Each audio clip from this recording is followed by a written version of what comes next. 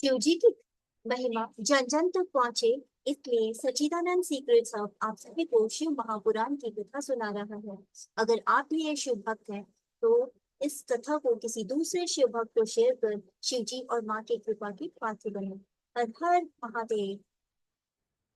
वज्रांग जन तथा पुत्र प्राप्ति का वरदान। नारद जी ने ब्रह्मा जी से पूछा, यह तारकासुर कौन था? इसने देवताओं को क्यों पीड़ित कर रखा था? शिव जी ने काम को क्यों भस्म कर दिया? ब्रह्मा जी ने बताया, हे नारद, मरीचि के पुत्र जो कश्यप हुए हैं, उन्हें दक्ष की कन्या दीति ब्याही थी। उससे हिरण्यकश्यप और हिरण्याक्ष नामक दो पुत्र हुए, जिनका भगवान श्री हरि ने वारा और नृसिंह रूप धारण करके मारा था। उसके पश्चात दीति के गर्भ में इंद्र ने गिराकर पेट में ही खंड खंड कर दिया था। इससे उसके 49वें पुत्र जो मरुत गण कहलाते हैं, वे स्वर्ग को चले गए।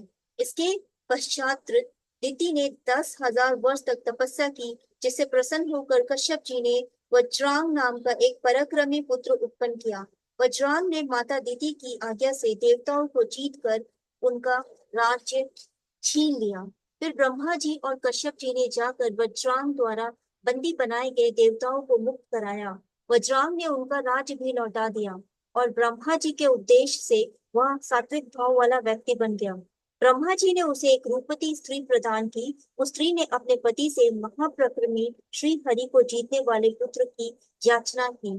पति से ब्रह्मा जी की उपासना और तप करा कर एक पराक्रमी पुत्र का वरदान मांगा। ब्रह्मा जी वरदान देकर ब्रह्मलोक को चले गए।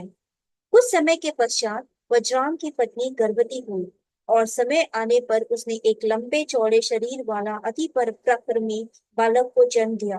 उसके जन्म के समय समस्त संसार में अपशकुन और उपद्रव होने प्रारंभ हो गए।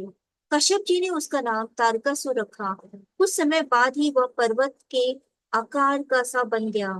उसने तप करने के लिए माता से आज्ञा मांगी। माता ने उसे प्रसन्नता पूर्वक आज्ञा प्रदान कर दी। इस पर उसने देवताओं को जीतने की इच्छा से मधुवन में तपस्या की।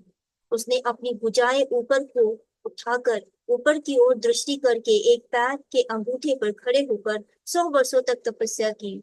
उसके तप से देवलोक ही जलने लगे। तब ब्रह्मा जी उसके सम्मुख प्रकट हुए। ब्रह्मा जी ने उसे वर मांगने को कहा। इस पर तारकासुर ने ब्रह्मा जी को प्रणाम कर वरदान मांगा, इस संसार में मेरे समान कोई बलशाली ना हो और भगवान शंकर के वीर से उत्पन्न पुत्र ही मेरा शस्त्र द्वारा वध करे। इस पर ब्रह्मा जी तथास्तु कहकर अपने लोक को चले गए। इसके पश्चात ब्रह्मा जी ने आज्ञा लेकर शंकराचार्य के दैत्यों का राजा तारकासुर को नियुक्त किया। वह देवताओं को पीड़ित करता हुआ दंड देने लगा। इंद्र ने भयभीत होकर तारकासुर को खजाना, ऐरावत हाथी, उच्चैः श्रवा, घोड़ा आदि प्रदान किए। ऋषियों ने तारकासुर को कामधेनु गाय प्रदान की। उसने पृथ्वी पर घूम घूम कर संसार की समस्त उत्तम वस्तुओं पर अपना अधिकार कर लिया। वह देवताओं और इंद्र तथा पितरों का भाग लेने लगा तथा इंद्रासन पर विराजमान हो गया। उसने देवताओं को स्वर्ग से निकाल कर स्वर्ग पर अपना अधिकार करके वहां दैत्यों को बसा दिया। हर हर महादेव।